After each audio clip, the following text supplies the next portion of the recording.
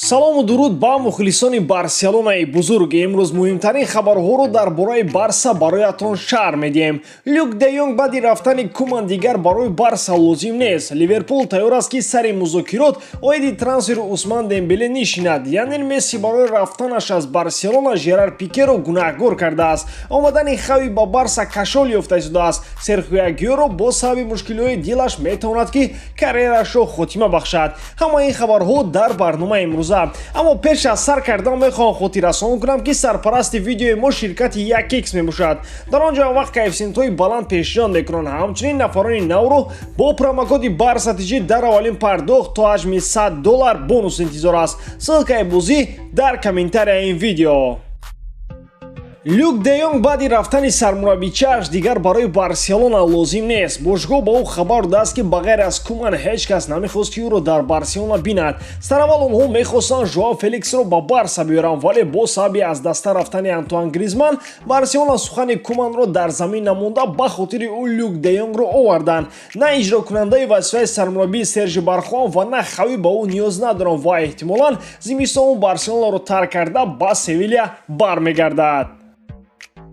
аллакай бори чандум аст ки хабари ба ливерпул рафтани усман дембеле паҳн мегардад, зеро ба сармураббии ливерпул юрген клоп ҳунару маҳорати дембеле сахт писанд аст. тобистони соли оянда муҳлати шаҳрномаи усман дембеле ба поён мерасад ва ӯ агенти озод мегардад. бо ҳамин сабаб ӯ зимистон метавонад бо ливерпул музокиротро оғоз намояд агар шаҳрномааш бо барселона идома наёбад. директори варзишии ливерпул майкл эдвардс ба моликони бошгоҳ хабар додааст ки трансфери дембеле ҳадафи асосии онҳо маҳсуб мешавад ва мумкин аст ки мавсими оянда ин футболбозро дар Энфилд бинанд.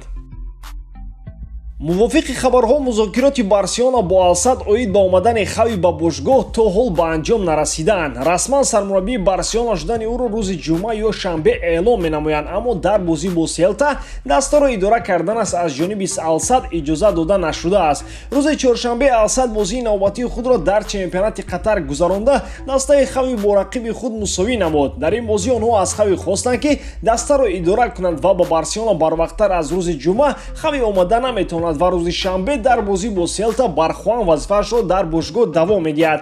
бозии аввали хави дар барселона рӯзи 20 ноябр бо дастаи эспаньол мегардад. хави ҳангоми танаффус барои бозиҳои мунтахабҳо метавонад бо вазъи бошгоҳ аз наздик шинос шавад.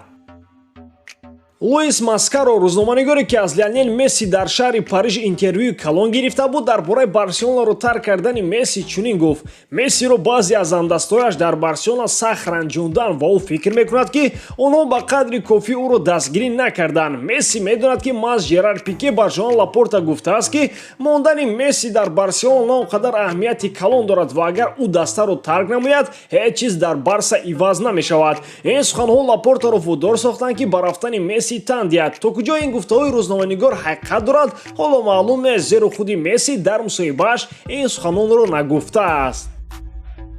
барселона оиди вазъи саломатии серхио агуэро расман хабар эълон кард. баъди мушкилиҳои пайдо гардида дар дилаш аз ҷониби тайбон, агуэро на камтар аз 3 моҳ дар бозиҳо иштирок карда наметавонад. баъди аз ташхис гузаштанаш духтурон гуфтанд ки таърихи дақиқи баргаштани ӯро гуфта наметавонанд ва зуд шифо ёфтани ӯ вобаста ба барқароршавии дилаш мебошад. ҳангоми гузариши ӯ ба барселона масъалаи асосӣ вазъи нохубии саломатии ӯ буд, вале барса ба ин нигоҳ накарда бо ӯ шаҳрнома баст ва чӣ гуна ӯро аз ташхиси тиббӣ гузаронда сиҳату саломат баровардан номаълум аст. акнун маълум мешавад ки чаро манчестер сити бо ӯ шаҳрномаашро давом надод ва шояд роҳбарияти барселона дидаву дониста ин корро карданд ба хотири дӯсти месси буданаш ва бовар кунонидани мухлисон ки месси дастаро тарк намекунад. акнун дили ӯро месси бо рафтанаш шикастааст ва ӯ худро бе месси танҳову ночор ҳис мекунад. ба эълони расмии барса бовар кардан мушкил аст, зеро ягон футболбоз баъди мушкилиҳо дар дилаш пайдо шудан карерашро давом дода наметавонад.